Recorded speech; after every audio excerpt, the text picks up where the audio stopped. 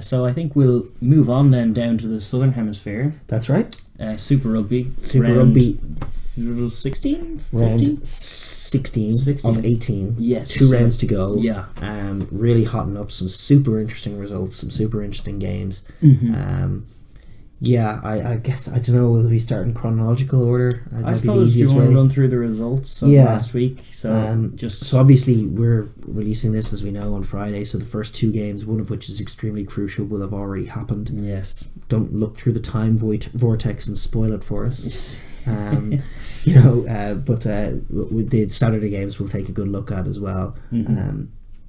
But obviously what happened last week, Blues and Bulls playing out a 22-all draw that didn't satisfy anyone, but sort of another cementing really of all of the stereotypes of both teams. Yeah, well, the Blues had a kick to win it, missed it, and then the Bulls tamely kicked it out, taking the draw. I think it was already rolling out. It was pretty much gone. No, they kicked it out over their 22. I'm pretty sure. I'm not sure. Maybe not. But it was disappointing result. Well, kind of head scratching result. Well, it was probably the Blues in a position to win the game, go and don't, and the Bulls just like the defensive softness is to be seen to be believed for such a big team. Like the fringe tries they give up. I mean, when you've made it to the 5 meter line against the Bulls, you're already there. Yeah. Like there's just the like, as compared to a team like La Rochelle or more close to home for them, the Sharks. Yeah. Just like I know the Sharks lost this week and we'll talk about that, but every try the Hurricanes scored against them was an earned try. Yes. A good piece of play. And the Bulls, like, they give up a line break and that's it. Like the next the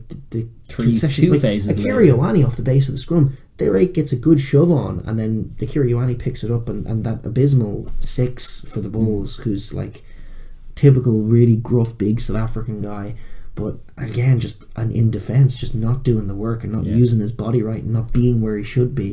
And then Akira Ioane is in, and it's almost simple. More inexcusable because they are just so large in stature that it's just criminal. It's more noticeable. Yeah, exactly. Look at that big guy falling over. Yeah, well, sure, when we look closer to home, we have little Luke McGrath for Leinster getting stuck in there. He's tiny, but he's trying his hardest, and you're just thinking, what are they doing? I don't know when the Bulls are going to, like, what season is it going to come right for them? Because they have so much talent there, but obviously it's going to be pilfered. They need they need a disciplinarian. Yeah, to be honest, like more than anything else, as a coach, they need they need some Ben Ryan to shout at them and make them work. Yeah, because they're not working in any sense of the word at the moment, and getting justice, like they need it. They like the thing about the contrasting thing about them is that they have some class players like Gallant. When they get the ball, they can make some pretty beautiful plays. For sure. Their wingers are dangerous. And Pollard can pick a few nice passes. Even Manny DeWalk is like a decent little player. Like, they get things off in attack. They are a good team. Like, this is all in the context of them being a potentially the best team in South Africa with the squad they have. But like the way they behave on the pitch, like, they bail themselves out with some nice plays in attack, but by and large they're just not focused. Like, again, simple little line out move that we've all seen a million times, and they're just bamboozled by it. Like Speckman, like you don't want to pin him. The Blues doing a little trick play off the top of the line out, it goes out to the front and Speckman's left with a 2-on-1. But as a defender, like, it's pretty soft just to shoot in on the ball carrier and let him get the pass away. Like, there's just none of that hustle and thinking. Like, you just reverse a little bit, drift off, make the guy with the ball make a decision. If he cuts in, you can maybe cut off the angle. There's just none of that. None of those little hustle plays are happening at all. It's all just their scramble D is atrocious. Atrocious. And it's just a constant picture. And the Blues, like, it's kind of separate. They're disappointing as well, but it is different. And like, they just are like, it's apt the way they had a chance to win the game and failed. For want of a better word, it's just the hokey chokey gets to them a little bit. They don't win games that they should. They're still in the mix. They're still both sides are still in the mix. But it's like they seem to set the tone for their season with that opening round excellent performance, but ultimately lost against the Crusaders. They're nearly there. They still have qualities. Both sides are quality. Both sides have potential, but both sides, I think, could have made a statement. Either side could have made a statement by putting the other away, and they could have used the points. And it was telling that neither of them did, and that was a disappointing 22-all draw. And the Taz got the better of the Rebels, which was a huge win for the Taz. Puts them right back in the mix. Taz still have never lost the Rebels. The Rebels have never won against the Taz. It's a crazy hoodoo they have over them. And again, like, it was crazy. They actually had a lot of ball. The Rebels played a lot of the rugby in this game. just couldn't execute in the 22 at all, and there were so many chances, and they did finally get one off when Genia crossed to kind of get them back in the game, but the amount of drop balls, and it was all off like second and third phase, and like again, it's kind of interesting contrast with Ireland and Australia always. Just even musing back on that tour from last year where Ireland were more controlled, but still Australia get shots off against us and are still thereabouts at the end because they just try things.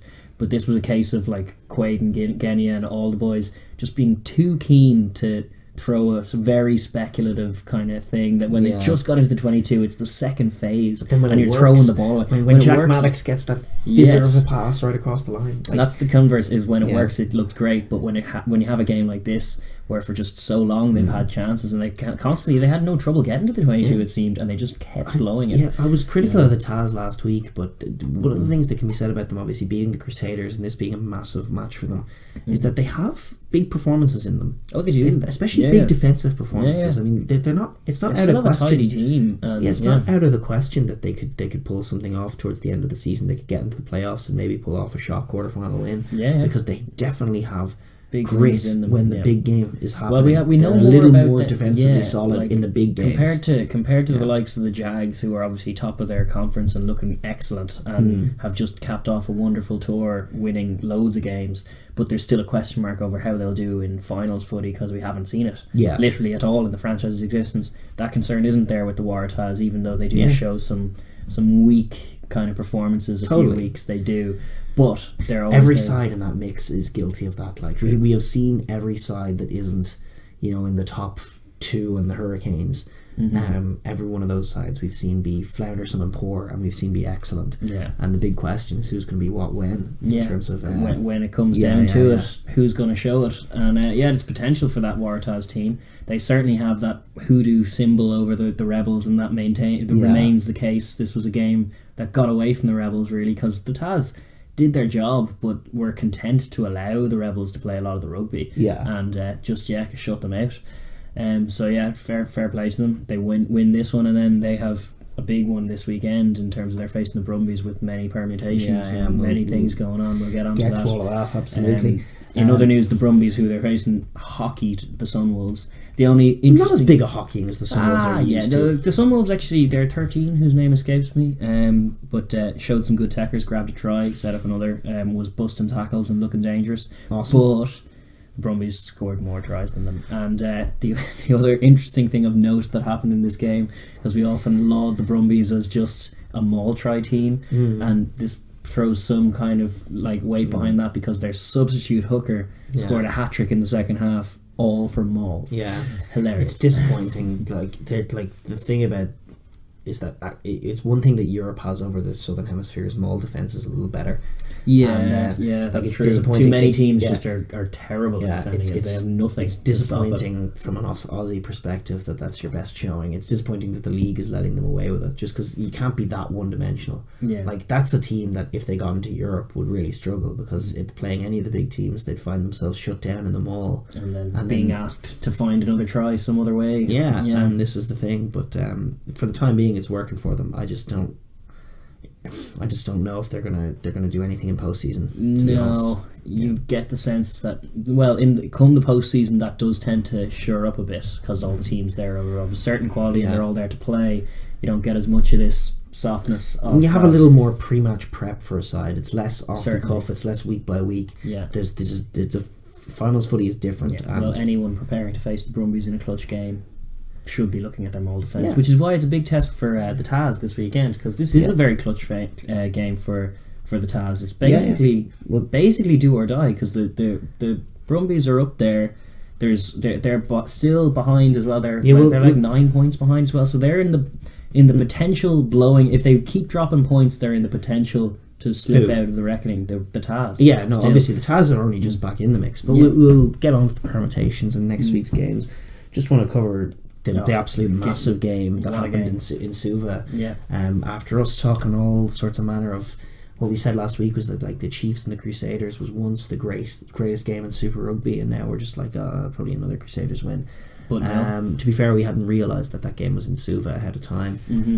A magnificent attendance, an awesome thing to do. Yeah, and the crowd was super vibrant and actually really loud. The Fiji crowd loving it. Like, you think Kiwis bleed rugby, Fijians bleed rugby, and it is like the rugby nation, really. For sure. Yeah, it was awesome to bring a class Super Rugby there and that game there, and the Chiefs did it with their home game and then came out to play after going 20 points down. But it was just a relief to see the old Chiefs, you know, and love. That wonderful breakout score. Even Sean Stevenson, who's been so flaky, just taking that score on. They were just determined, and when it's very much with the Chiefs, it's a hot and cold thing, but when they find that fizz and that heat, they are almost like the Jags, just really difficult to defend against. Yeah, for sure. They score just blistering tries. They run great lines. They're just bleeding attacking rugby, which is the essence of what the Chiefs is. Which is why in Suva that's the right thing to be doing once you come to Fiji, is be throwing a few lovely offloads, and they did. Yeah, in the tight and in the loose. It was an excellent display. Really powerful display from them as well. It'll be really encouraging for next season. A few of their, like, they're obviously missing a few heads. It's good. This season's a kind of a transitional period where they're trying to establish next year what they're going to look like.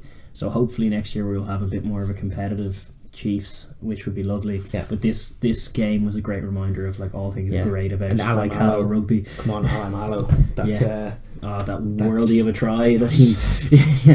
Amazing. Beautiful. Yeah. And so it was awesome to see.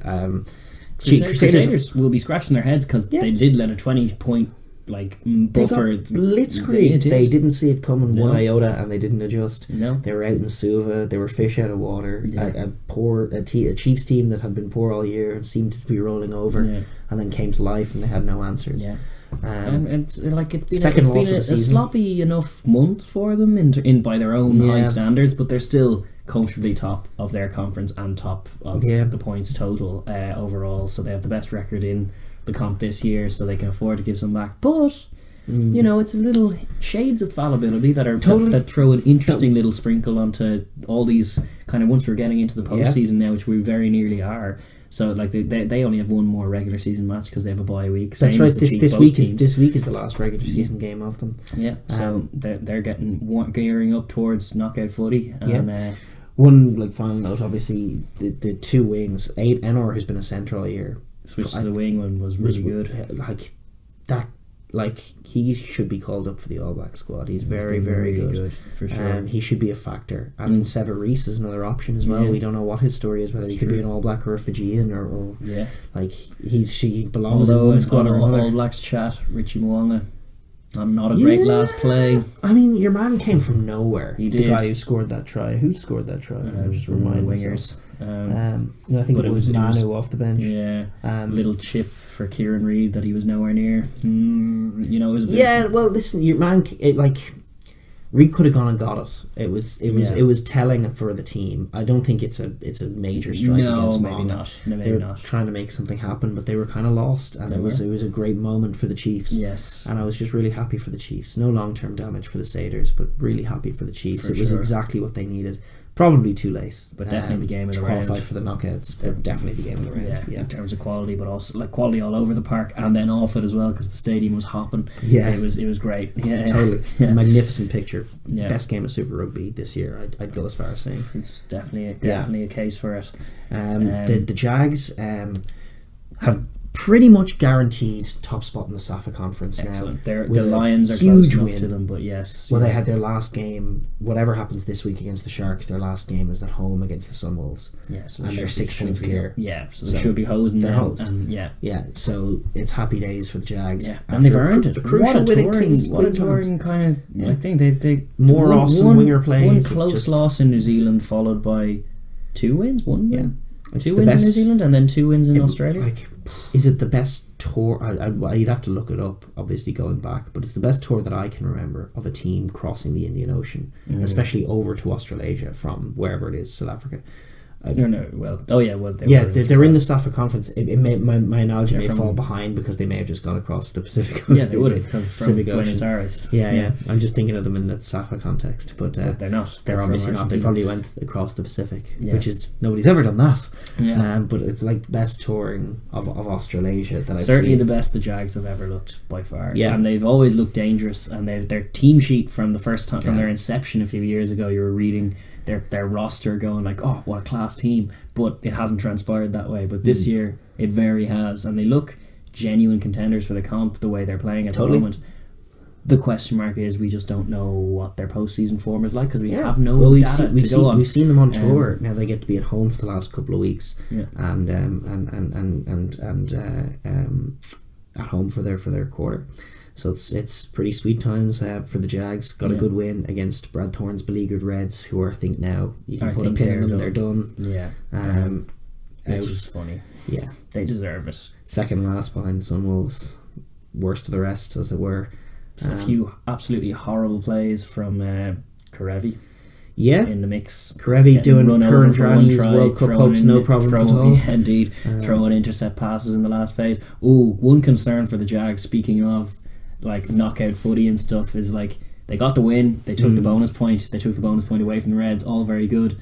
But in that little last play, they were 6 points down, and their winger just kicked it deep for all those Reds to, and if it was a more capable side than the Reds, that victory would have been snatched away from them. If Karevi had held the ball, like he threw an intercept straight to who went up the pitch and scored the try. It was that young winger, what was his name? He scored two. He scored that worldie of a try in the first half where he chipped and chased. His name is worth getting. Yeah, but it was his first. That was apparently his first try for the Jags. So it's just a young lad, another class winger, Argentinian winger popping up, which is no surprise. But he grabbed that last try. What's his name? Carreras, maybe. But yeah, really good score. But you're right in saying Karevi could have just held that ball, given out wide. Yeah, if it would have been a 2-on-1 and he made a shoot, and he was in no man's land between the passer and the catcher, and all you had to do is just hold the ball, flip it in behind him, as you see a million players do. And I think the Reds are going certainly up the pitch and close to the line and launching an attack. But that attacking instinct hasn't really been there for the Reds this year, and Karevi has been great for them, not to knock him too much. It's true. But it's a disjoint. They gutted the team. He gutted the team by getting rid of Quaid and just the spine of how they played. This was done last year by just not picking him, and ultimately it has been a failed project because you've gotten one of the best 10s in Australia, one of the most marketable 10s in Australia. You've axed him from the club for this sort of identity thing, and you're as bad and less entertaining as you were before. So I'm probably less profitable because Quaid is a good man to have. He gets bums on seats and such, and it was a weird undertaking for Brad Thorne. It still is. I'm skeptical. You're not convinced. No, you've always called them the boring Reds now. Yeah, the Queensland's boring Reds. The other game I want to talk about, obviously, we're going to barely touch the line. We'll just get the Lions and the Stormers out of the way. It was kind of. Well, we were just writing it off as soon as we found out Sia Khaleesi was injured last week after his monster showings 2 weeks in a row. It's bad news for the Stormers when that happens. Lionel Mapu's had a great game. Yes, he did. He's putting his hand up these days. He's looking really good. He's really quick. His attack is sharp. Very good player. Yeah. The Lions are clicking into some kind of gear, and they're sitting in second now. They're kind of ready for the postseason. They will be travelling, likely, which is new for them. Currently to the Hurricanes, I think, is where the current sitting has them. But obviously things will change before any of that. But they'll have to travel, but they'll be there, and whether they proceed any further remains to be seen. I suspect they're a little bit flaky this year, and they're probably going to be found out as a bit soft. Good job on the Stormers, though. But good job on the Stormers. Had to be done. They grabbed the points, and now they're sitting pretty in second in the conference. The game I want to talk about that I did enjoy, but it was bitter, was the Canes and the Sharks. They're so close to just they're my Sharks. I really want them to go well. Really like them. When good teams play well, they put up a good show. Centre play in South Africa, 30 actually specifically the 13 jersey between Creel and Mapu up the wings, but also Nathaniel Am, who's been excellent. Genuinely really, really good player. Like that little way he turned Ben Lamb inside out for that little try was excellent. He comes up with all of those plays, and he's a proper defender. His instincts are right. Yeah, he's a physical, marauding defender. Actually, he's great, and he does get in passing lanes, and he's very quick to close people down. Yeah, he was great. I thought the Sharks played a good game, but the Canes came up with some classy plays. They came to play. The Canes, when they turn it on, are still awesome to watch. And there is a bit of a gulf in class as far as just the caliber of some of the individuals across these teams. Yeah, the Sharks were doing a weird thing of having Nkosi come like this, especially for one of the Canes tries. It was pretty telling when Nkosi was the first man hitting up the tackle off a line out. That seemed to not make sense, and then Very didn't when he missed the tackle. He was sort of bull rushing for tackles, like a lot of them do, coming from the outside in, but slipping them a bit. That's obviously a problem. Good. It can be a fine system if you stick the hit.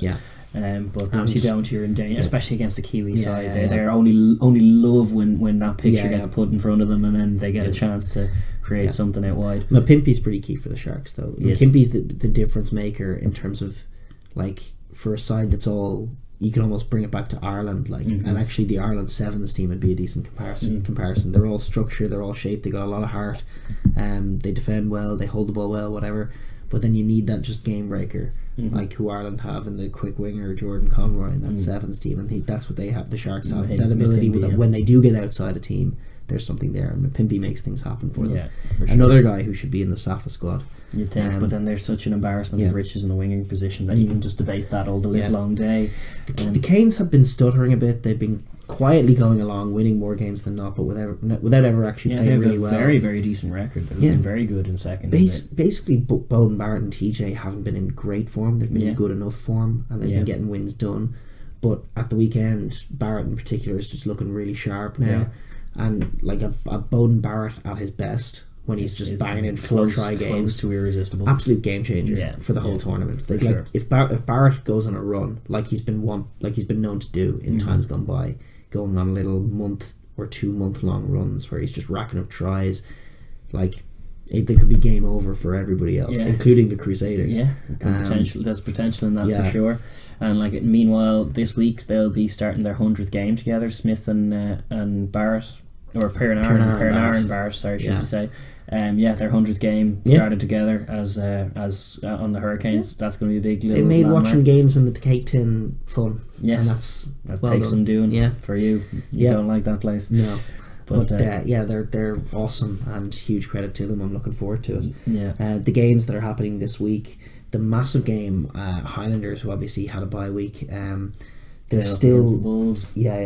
Heading into this week, we're still in this super interesting place where the Highlanders are, thereabouts. But the Highlanders and Bulls is a massive game. They both have to win it. They both have to win it.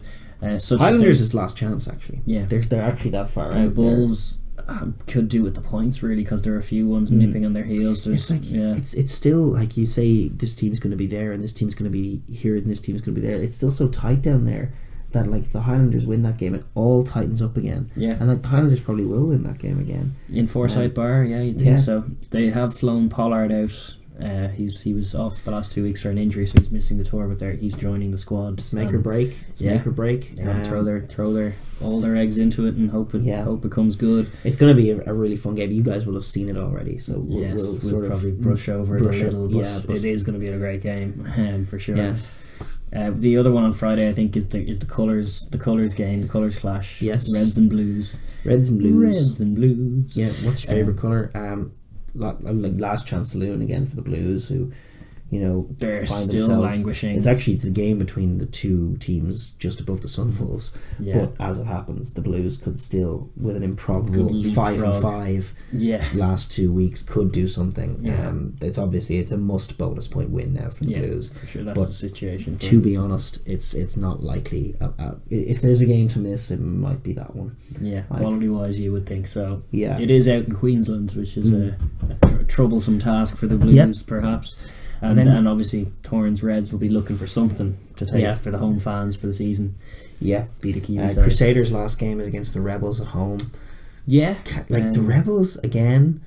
could use it. Like they're another team like the Bulls who are in there at the moment. They're sitting in second now as a result of that loss last week to the Taz. They're sandwiched between Brumbies and Taz in terms of points accrued, and they're kind of in the bottom half of the safety zone currently. More crucially, it's behind the Hurricanes. You got the Lions 35, Rebels 34, Bulls 34, Sharks 33. That's the cutoff point at the moment. But then straight behind them, Chiefs on 31. Chiefs have one bye week, which is this week, which leaves me to believe they probably won't have enough. They can only get to 36 points, and that doesn't seem likely for the Chiefs. Just not deserved overall. They started too slow. But then you have the Taz who are back in the mix all of a sudden on 30. Stormers on 30, Highlanders on 29. So it's all very tight. And the Rebels and the Bulls are in very losable games this week. Yes. Rebels, are probably almost certainly going to lose out in Christchurch. Bulls out in 2 games in New Zealand. So it's all very, very tight. We may be no closer to knowing who's going to be in it. Maybe less close. Could come down to the last round. It looks set like it's going to come down to the last round because it's been that way for the last few rounds, and it's really exciting stuff in Super Rugby this year. One game that will be telling, as you've been talking about, you've been bigging up, is the Taz and Brumbies. It's not as important for the Brumbies. Like they pretty much have through. They probably need one more point, assuming the Rebels get nothing out of Christchurch. Yes, which is probably reasonable. But for the Taz, this game is everything. It's like they've just came back in with that big game performance. They got to go and win. It has obviously big game for Czechia with that all in mind, in the World Cup as well. It's big for certain players will be looking to have big performances, as well as the seasonal context that it has, because it's all or nothing for the Taz, and the Taz have been pretty much the flagship club for Checa's Wallabies for the most part. For the last few seasons. Backline anyways, that identity has running that through stamp. So it's important that they show something, and I think it will be an excellent game. To be fair, I actually think both sides want to win it very desperately. A bit of that kind of Aussie ire in the kind of breaks in play. I'd expect a few little scuffles, possibly some handbags. And hopefully some enterprising rugby as well. Yeah, it's a bigger test for the Taz than the Brumbies, really. The question is whether the Taz can pull it out when they really need it at home against a beatable side in the Brumbies, or is it going to be errors and moles conceded, hat tricks and such? So it's a fascinating game. So too is the Hurricanes going out to Ellis Park in Joburg. The altitude. Yeah. They struggle sometimes in second halves in those games. They need a 30-point lead to be safe, I'd say. Indeed, because they'll ship those obligatory 3 tries in the second half. Lions are right in that mix, so bigger game for them than the Canes, really. They're still behind the Jags, though, so I don't think the Jags aren't being caught. No. It's all about the playoff implications of where they're at. Which at the moment they're the top of the very packed herd. They're probably safe, but this would secure. They wouldn't like dropping points at home like this, and it would shift their position. Obviously, jostling for positions as to who they want to play with. The only thing that would be concerned, like they have to through that line very tenderly if they want it, because as it happens, the Hurricanes are, because the top 3 from each conference are going to be finishing 1, 2 and 3. The Hurricanes are team 4, and I think you'd rather go to Canberra than Wellington. So I think you might want to prefer to finish 6th and 5th, as it were. But there's all kinds of permutations going there. Throwing home games no one's in the business of that. No. I think it'll be an interesting fixture. It has been in years gone by. It'd probably be high scoring, is what it usually is. Both sides like to throw the ball around. And I'm just curious to see if the Hurricanes back it up. They really did come to life last week. They're winning games. They're pretty fun to watch, and I do enjoy watching them. Like I'm not sure if Yankees will be in the team this week, but if it is Barrett against Yankees, that always has a fun look to it. Yes, indeed. It'd be nice to see Bowden be Bowden. It's like an interesting backline. They have Geordie at 13 a lot these days. He was at 15 at the weekend. He was at the weekend, but they've been playing him a bit in there. And it's good. They've been getting some good little brother to brother plays going off, which is nice. Getting the hands free kind of buzz. When Bowden Mappe is huge for them, obviously. Yeah, that's true. He gives them such go forward. Yeah. They're a good balanced side. There's little question marks over their pack come the business end sometimes. Totally. They soften a little. That'll be telling this week. Could be, Well, we'll see how fit they are for the altitude test that it is. In other games, then Stormers are taking on the Sunwolves, which puts them right back in the mix. If they can get that very doable job done. Yeah, they need to do it without Sia Khaleesi, but Peter Steph and the boys will make it happen. Hopefully they can make it happen against the Sunwolves. And then the last game of the weekend, Jags Sharks. Oh, it's massive. Oh, it's massive. It's my pet team against your pet team. It is. The Jags on the Jags. But the Jags don't need to win this one. Yeah, but they do though. They don't, because for all the momentum's sake, they want to win this one and then win the next one and go into the finals. And they're in anyway. Yeah, but the Sharks, they're in Buenos Aires. The Sharks need to win. They do.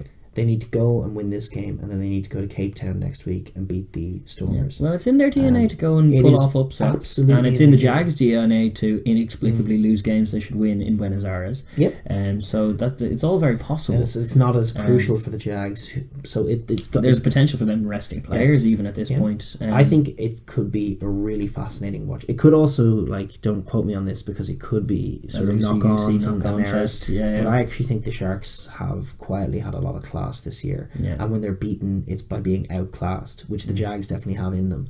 But either picture is fun if they frustrate an underperforming Jags with some classy plays of their own. That'd be nice. And if the Jags outclass them and knock them out of the tournament with some wonderful Argentinian play, you couldn't argue with that either. It's true. Well, there's a lot to admire with the Sharks, because they do tend to seem to have slightly the less of the South African team that can defend. That's exactly it. Like the criticisms you were levelling at the Bulls at the outset of this none of them are valid for the Sharks at all. In fact, it's like the opposite. They sometimes are lacking for the quality of personnel, but you can never fault the effort or just the cohesion of the effort. Because all of them seem to be on the same page, and none of them want to ship points, and they all want to try really hard. And when eventually they're broken, it's disappointing, obviously. And but that said, classy teams who can move the ball at serious speed. You can see that with the Kane showed it last week, and sure, just coming off. Maybe the travel will lead to a bit of weariness. We're waiting for a drop off in this Jags team, but the Sharks have been touring as well. The Sharks have been touring as well. Both of them are coming off a tour. This is true, but based on the evidence of the more recent games, you'd have to suspect the Jags will probably find some classy tries against them. Big game needed by Lithania for sure. Shut down that. What the Jags are bringing this year, which is pace and real attacking flair. They really are moving the ball with speed and. It's the footballing instincts in all of them. All of them, the whole squad. They're just the whole country really as well. They're a bunch of really talented footballers, and it's just translating into their game. So that try they scored at the last week, the first one, the little chip ahead and gather, beautiful, instinctive kind of. Messi be proud of that one. Exactly, yeah. So I really do enjoy watching them play. But that'll be a good way to round off the weekend of Super Rugby. And we'll be looking forward to it. 100%. Awesome tournament as well this year. The Top Couture is a bit of a renaissance for it in terms of just everything's interesting. It's so rare on the last weekends of Super Rugby to be talking about permutations when usually it's foregone conclusion. Indeed, and it almost doesn't matter who gets in the last playoff space, because they're going to be thrashed. And this time it's not really like that. Yeah, indeed. So it's been a different story all season long. Very exciting run into it. Thanks for watching the Overlap Rugby podcast. If you want to subscribe, there should be a button up here. Don't forget to give us a like and share with your friends. And please leave comments down below. We love the conversation. Thanks.